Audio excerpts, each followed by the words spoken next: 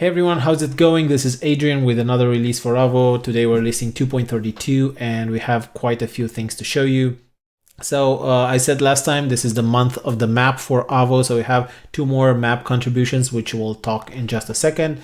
But one thing I want to talk about is the level of support from the community. So except for these two PRs and this one from Paul, all of the others are from the community, and I want to thank you very much for all your support. So thank you, Stephen. Thank you so much, Jim. And thank you so much, Roman, for your contributions. You've been like true heroes for this release.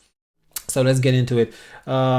We use host for map view proc. This is just a tiny refactor to this PR right here. Use default cache store to file store. So whenever we use our licensing mechanism, we need to store that somewhere, and we figured out that we've seen some issues while storing in memory. Like if you're running Puma and you have like multiple processes, you'll have multiple in-memory cache stores. So now we're changing to file store. We'll see how that works. Of course, we are defaulting to Redis or memcache. So if you have that enabled, we'll use that. Otherwise, we will use file store. Jumping to the maintenance PRs, Jim, thank you so much for bringing everything up to date. So Jim updated most of our NPM packages, removed some cruft here with the JIT loader, and added Rails 7 to the test matrix. So thank you so much, Jim, for doing such an amazing job and keeping things up to date. Do the bug fixes. So when initializing an action or with any class variables should be set to nil. Yes, Stephen, thank you so much. So for some reason, I think I know it's not for some reason, but we use class methods on actions, which is not the best thing ever. I know this code is probably from Avo version 0.x.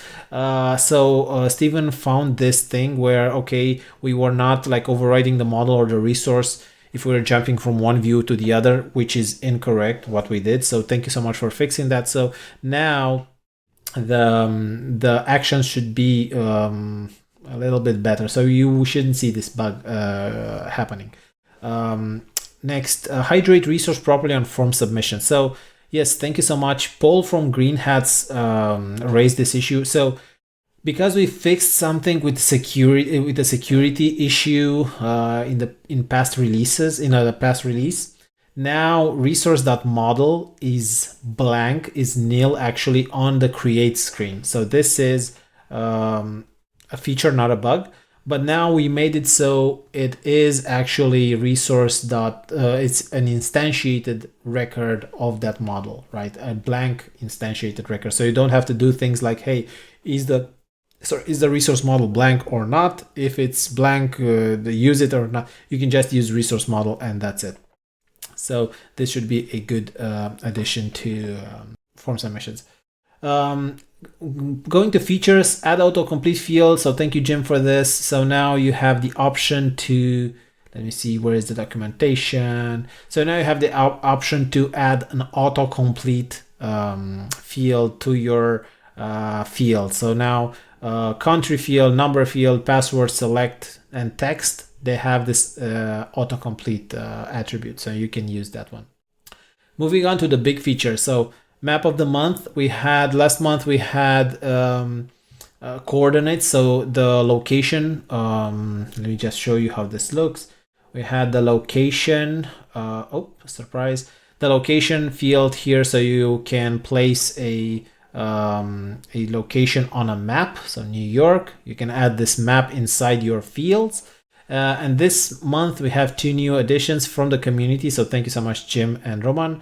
Resource index map component. So we'll start with that one. So now, like, before you had the table view and then you had the grid view. And well, now you have the city view, right? The location view. So the map view. You can add a map to your index view. So now if you have records that have coordinates on them, you can show them on a map similar to how Airbnb does it. So now if I go to the city resource, we have a few new options. So first of all, I will change the default view type to map, and we have this new option here, so map view. And this has a few options. So first of all, it uses the mapkick gem, which is amazing. And you can pass options to it. So it will just, let me just open up mapkick gem, arcane, I think this one. And let me just open up the website. So now whatever options you're putting in here, they will be added to the, where is it? It will just, they will just be passed to the gem. So you can control it better. Next, you have the record marker. So this is a block, so a lambda, which will have to return an object that is compatible with the, where is it? With the point map. So with the objects that mapkick uses. So basically it needs latitude and longitude. These are required, but then you can add like label, tooltip, and I think color as well. So we loop through all of the records that are available on that view. So all of the records here, and we do like latitude, longitude, and tooltip. So you have access to the record, you have access to the resource, you have access to params here. So all of those goodies. So you say right here for our application, we say record.coordinates that first, right? Our coordinates the last, because in our database, we have actually, how do we have it? So city model. Yes. So our coordinates is an array that uses the latitude and longitude properties. So basically you have to find the latitude and longitude for this record to pass it to this object, and you can set a tooltip and you can set a color and some other cool things. You'll find them all in the documentation. And then the last option on this map view is the table, if you want it visible or not. So you can just show a map if you want that. And where do you want to place it? So you have all 4 directions: top, bottom, left, and right. So you can use it however you want it. So this is our first iteration. You can switch back to map if you want that. So this is our first iteration. We are looking forward to see what you do with it and what you want more added to it. So again, thank you so much, Jim, for adding this amazing new view and new feature. And to our last feature, mapkick area map. So last time we presented the map for as a field, and now we have available from Roman let me just change this to multiple polygon.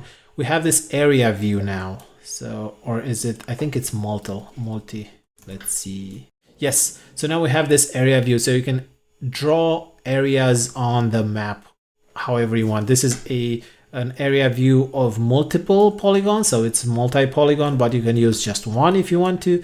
And again, you have some options. You can pass the style to Mapbox to show different types of maps. Let me just comment this out, and this will just show the basic style. And controls is the same thing. Everything you pass in here, it will be passed to mapkick. And then we have the data point options where you can add labels, tooltips, and colors. It's the same thing that you would pass to the area map over here. So yeah, we are very, very glad with this map release of Avo, and we are very grateful for the contributions that you submitted. Coolio. Otherwise, with Avo 3, things are going well. I know I wanted to launch it last week. We are going to launch it this week, the beta version, the beta program. It's a closed beta. We have, I think, 13 participants in our closed beta. We are going to send out, you can check out the documentation, it's available. You can just go to docs.avohq.io and set the version 3, and you can check it out. So what is the purpose? What are the new features? And now we're just going through, we went into this deep rabbit hole of just overhauling our documentation and changing all of the snippets and all of the, reorganizing everything. So this is why we didn't launch last week, because we wanted to prepare the documentation a little bit, right? So you know what you need to do, and we have a thorough upgrade guide to and how the API is changing and so on. So please check it out. I am very excited about a few things like the def fields API. Now, instead of declaring the fields as class methods on the class directly. Now we're declaring them inside the def fields method, which is amazing. It allows us to inject params, current user, context, whatever we need, and you can use if else inside these, so it's going to be so much better. No more visibility blocks.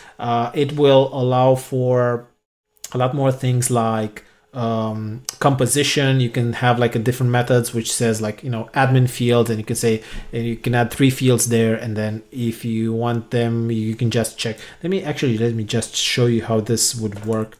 So let's just take this one, and let's say we have a def admin fields, and then we have these 3 fields there.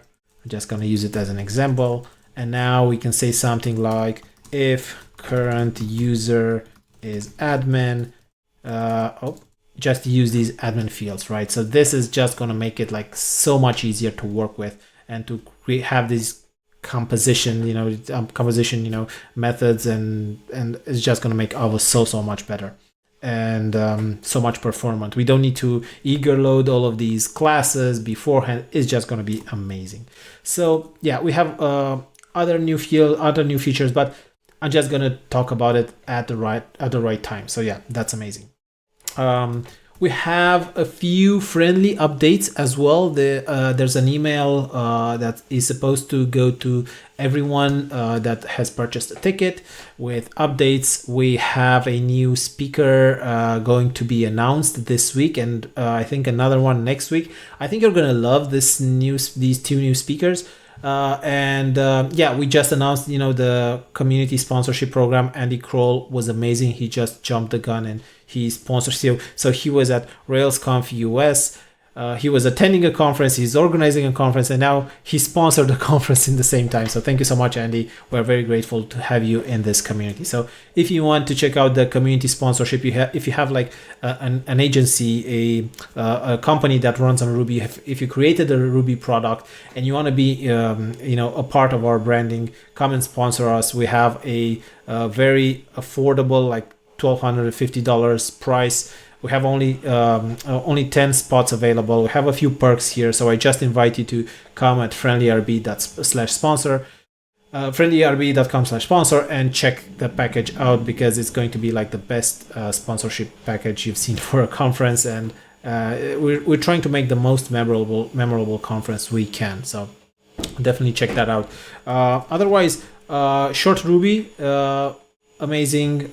You should check it out. Again, Mondays are reserved for Short Ruby, so probably you have the same thing. They are for me. Otherwise, yes, Yarrow, so youtube.com, Super Rails. Yarrow released an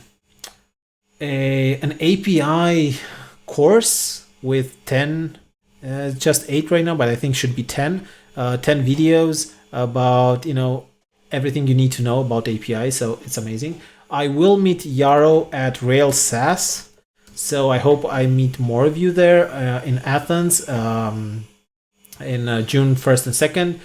So we're gonna have the conference June 1st and 2nd, and then Yarrow, myself, and Dinius, and you, if you want to, we're gonna do some cool activities on a nearby island. So if you want to check that out, shoot us a message. I hope to see you there. Yes, and yeah, I think that's about it. We are working hard on Avo 3. We want to push that out the door. Maybe you've seen us being a little bit less responsive on the channel and on the repo. This is because we just want to push that out, and we want to fix the bugs as fast as possible and open up the public beta and just get back to our regular 2-week release cycle and create an amazing product for you guys. So yeah, thank you so much for being here. Thank you so much for being an awesome community, and I will see you in the next one.